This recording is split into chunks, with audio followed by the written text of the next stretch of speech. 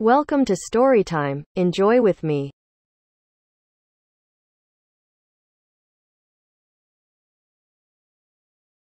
Lisa in China, Part 1. It is Monday afternoon, and Lisa is in her bedroom, talking on the phone with her friend Ellie. Lisa is holding an official-looking envelope in her hand. It is from the Young Reporters Association. Lisa tells her friend. I wonder, what is it about? Go on then. What are you waiting for? Asks Ellie. Open it right away. I'm so excited. Lisa opens the letter.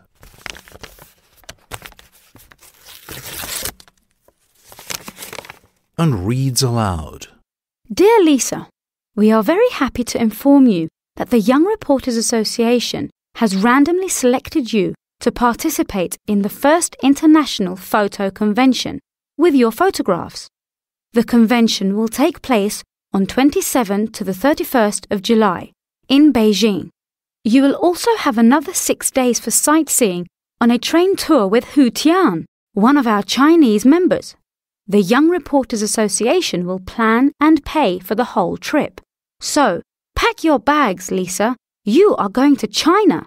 Sincerely, Yao Ming, General Secretary of the Young Reporters Association.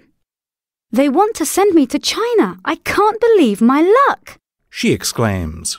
I have never been to China before. What an interesting place to go. Lisa, that's great news. Exclaims Ellie. I know, Answers Lisa. I have never been to China, but it has always been one of my dreams. She says.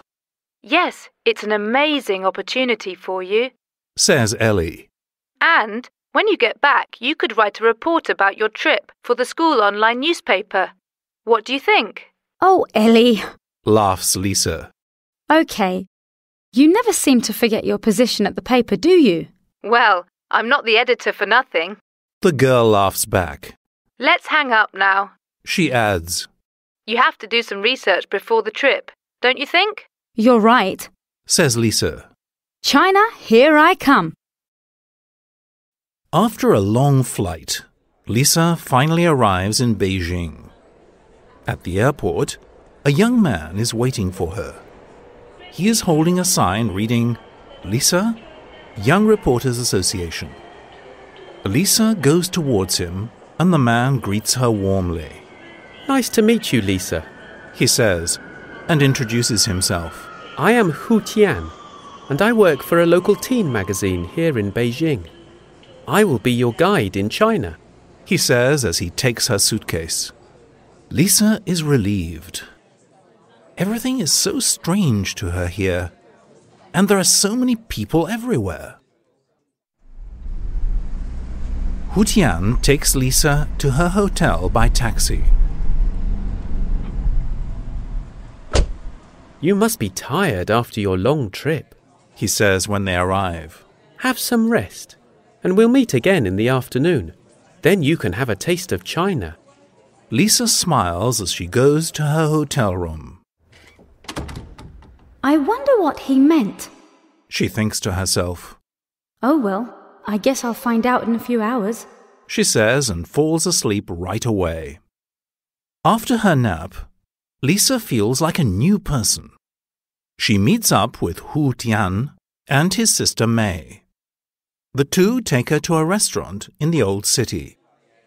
So that's what you meant with a taste of China. Lisa exclaims. Yes, Smiles Hu Tian. you're going to enjoy a traditional Beijing dinner. Lisa remembers the delicious Chinese food in New York and is excited to try some authentic Chinese cuisine. Maybe it will be even tastier. At the restaurant, Lisa sees a round piece of glass in the center of the table. I know! Shouts Lisa. It's a rotating tray.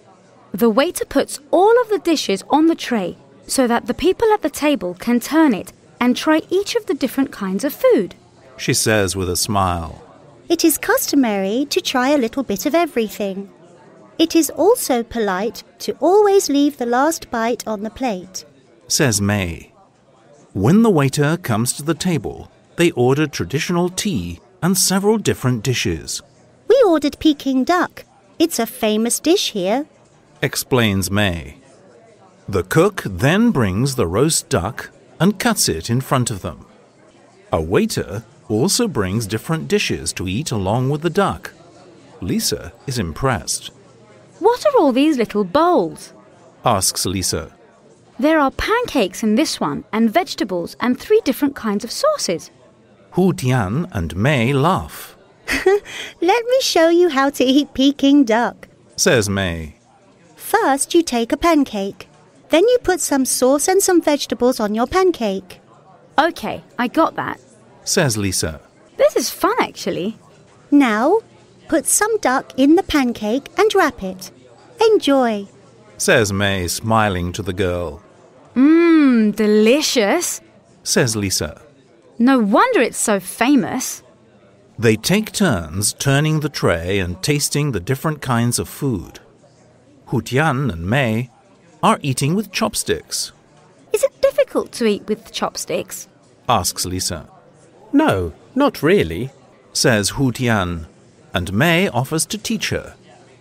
I've never learnt so much at a dinner table before, Lisa says with a giggle. It is a fun evening of new experiences. The next day is very busy. Lisa spends almost all morning at the photo convention, presenting her work and talking to lots of people. Then she and Hu Tian meet with May, and they go to Tiananmen Square. Wow! This square is huge! It is much larger than any other square I have ever been to, Lisa exclaims. This, my dear, is the largest city square in the world, boasts Hu Tian. 1 million people can fit here. And who's that in the picture over there? Asks Lisa.